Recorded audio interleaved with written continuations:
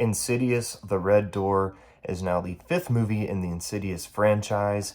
After a very successful first 2 films, the 3rd and 4th ones were not as successful, and now Patrick Wilson, longtime star in the series, takes the director's chair to try to bring the franchise back to its former glory.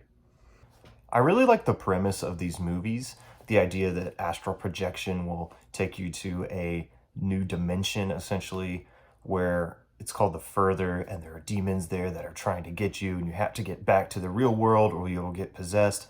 I think that this is a unique premise that offers a lot of potential for some pretty scary stuff. Ultimately, though, I don't think that The Red Door really has enough payoff in its scarier moments like the first 2 did, and I think it's really just a generic horror film. This movie's primary way of giving terror and fright to the audience is just through jump scares. And jump scares are fine if you set them up well. And to me personally, jump scares are actually frightening and elevate the movie when they're typically done in camera, when they're not very predictable, but they still need to be set up in a way. And I think cinematography and direction has a lot to do with that. In The Red Door, most of the jump scares are actually just like quick cut edits to the jump scare. And I don't really think this is effective because it feels cheap.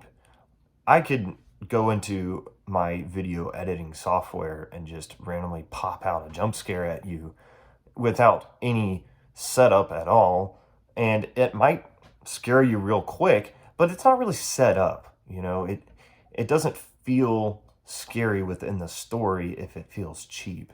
And I think that the first 2 movies, while I haven't seen them, I've seen clips, it just doesn't have the same weight in this movie than it did in the earlier ones, because the earlier ones actually were legitimately set up in the ways that I was just talking about. There were a few things that I did like about the movie, though. I liked the dynamic between the father and the son.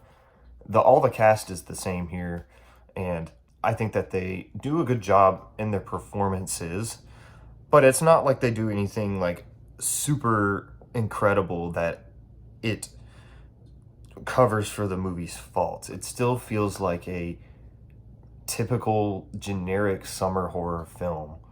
It doesn't really do anything that elevates itself above other movies in the genre, much less in its own franchise. One of the more impressive things, though, about the movie was actually the makeup.